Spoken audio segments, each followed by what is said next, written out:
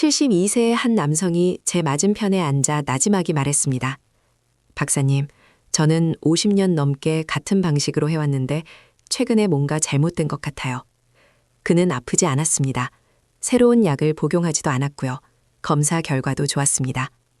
하지만 조용히 그의 건강을 해치는 무언가가 있었습니다. 심장, 전립선, 심지어 쾌감을 느끼는 능력까지도요.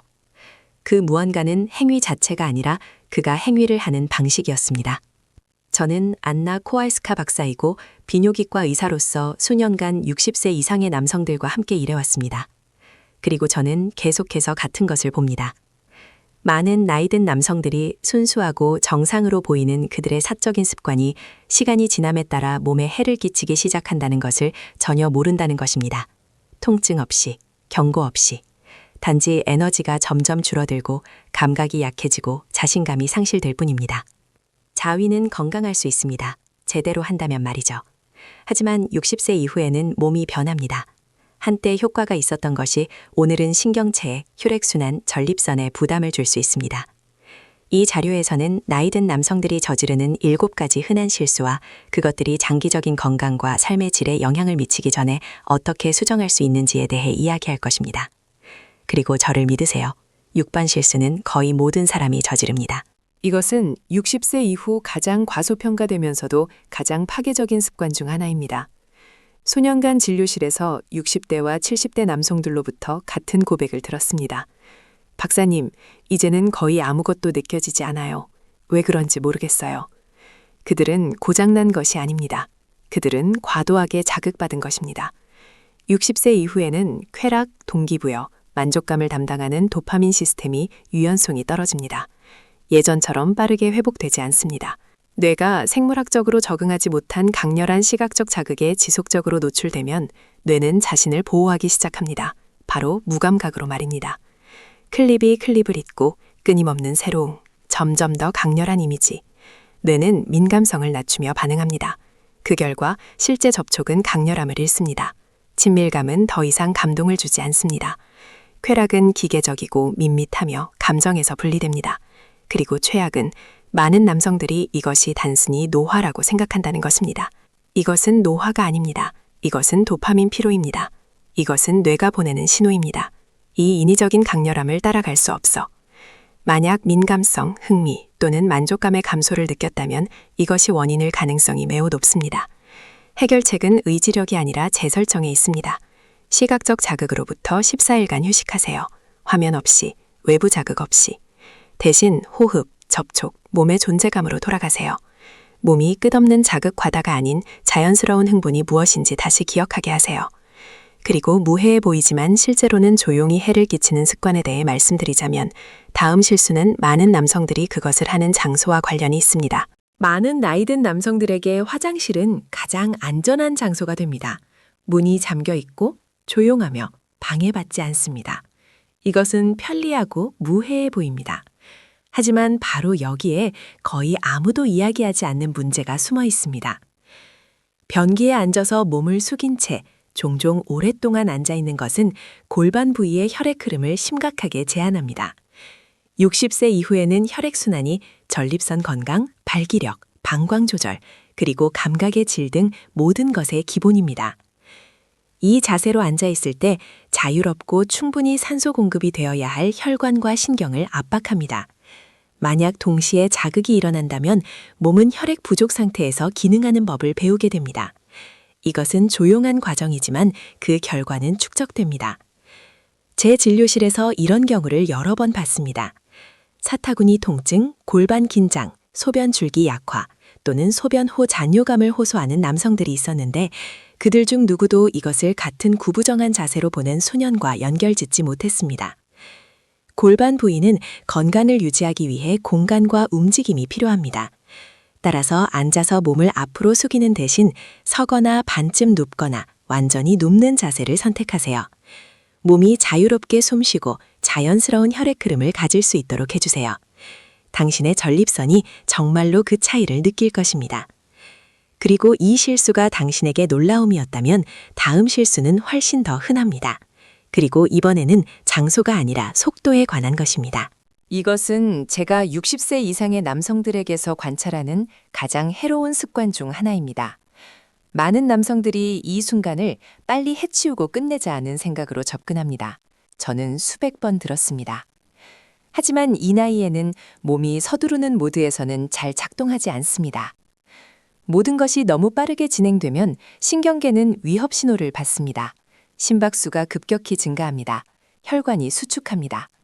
신체는 재생, 친밀감, 그리고 좋은 기분을 주는 호르몬이 분비되는 평화롭고 이완된 상태로 들어가지 못합니다. 결과를 얻을 수는 있지만 몸은 이점을 얻지 못합니다. 성취감 대신 피로가 찾아옵니다. 에너지 대신 공허함이 찾아옵니다. 시간이 지나면서 뇌는 쾌락이 짧고 피상적이며 감정에서 분리된 것이라고 학습합니다. 민감성이 떨어집니다. 지구력이 줄어듭니다. 흥미가 사라집니다. 이것은 피할 수 없는 것이 아닙니다. 이것은 습관의 결과입니다. 60세 이후에는 신경계가 긴장과 서두름이 아닌 차분하고 주의 깊은 자극에 가장 잘 반응합니다. 더 이상 결승선은 없습니다. 단지 자신의 몸과의 접촉만이 있을 뿐입니다.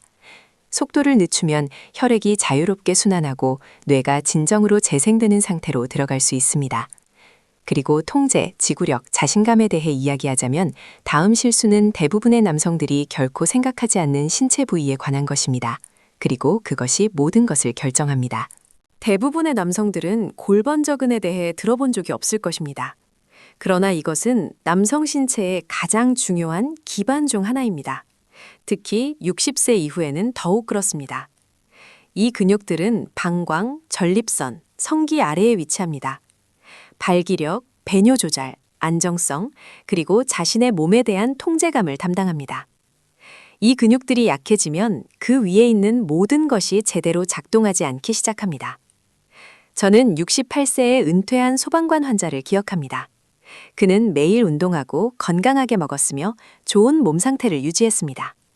하지만 그는 점점 약해지는 성기능과 조절 문제를 겪고 있었습니다.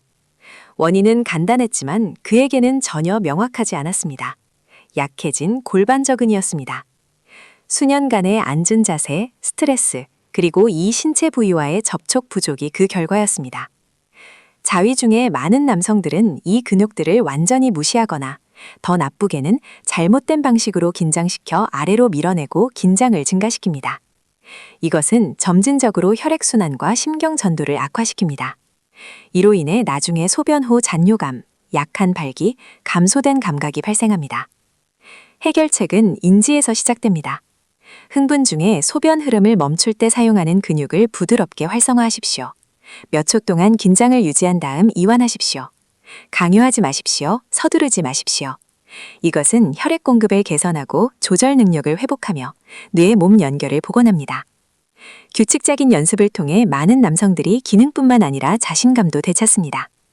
그리고 여기서 거의 모든 남성이 조용히 스스로에게 묻는 질문에 도달합니다. 사실 얼마나 자주 해야 하는가?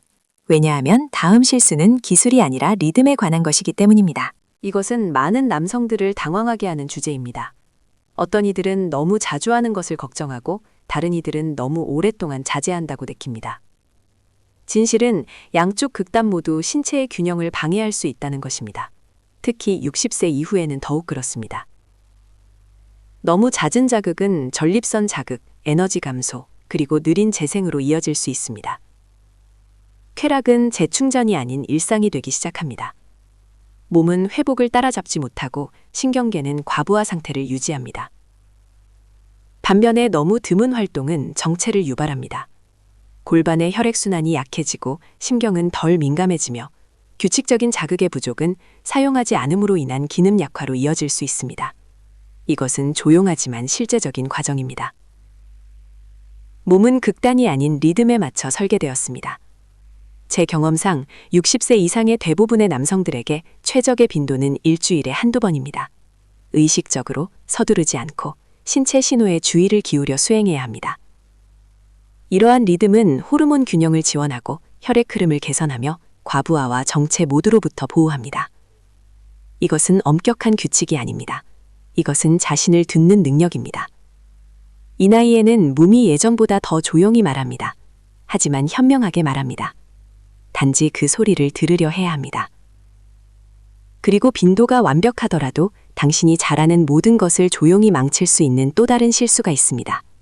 이것은 대부분의 남성들이 전혀 의심하지 않는 실수입니다. 이것은 60세 이상의 남성들에게서 가장 파괴적이면서도 가장 적게 인지되는 습관 중 하나입니다.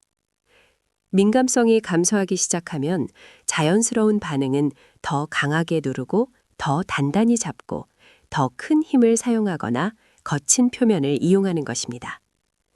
많은 남성들은 이렇게 하면 감각을 되찾을 수 있다고 생각하며 본능적으로 그렇게 합니다. 불행히도 정반대의 일이 일어납니다. 음경의 신경은 매우 섬세합니다. 수년간의 과도한 압력은 미세 손상, 조직의 흉터 형성, 탄력 상실, 심지어는 변형으로 이어질 수 있습니다. 저는 나이 때문이 아니라 장기간의 기계적 과부하로 인해 점차적으로 감각을 잃은 환자들을 보았습니다. 힘은 민감성을 회복시키지 못합니다. 시간이 지남에 따라 그것을 파괴합니다. 이러한 습관은 뇌에도 영향을 미칩니다. 쾌락은 편안하게 들어가는 것이 아니라 싸워서 얻어내야 하는 것이 됩니다. 그리고 긴장은 만족감과 재생을 담당하는 혈액과 호르몬의 흐름을 차단합니다. 몸은 반응하는 대신 자신을 방어하기 시작합니다. 해결책은 간단하지만 많은 남성들에게는 받아들이기 어려울 수 있습니다. 더 부드럽게, 덜 압력을 가하는 것입니다. 60세 이후의 몸은 인내심, 주의 깊음, 그리고 편안함에 반응합니다. 효과를 가져오는 것은 처벌이 아니라 보살핌입니다. 그리고 이것이 바로 마지막 실수로 우리를 이끌어줍니다. 몸이 아니라 감정에 관한 실수입니다. 그리고 종종 그것이 모든 것을 결정합니다.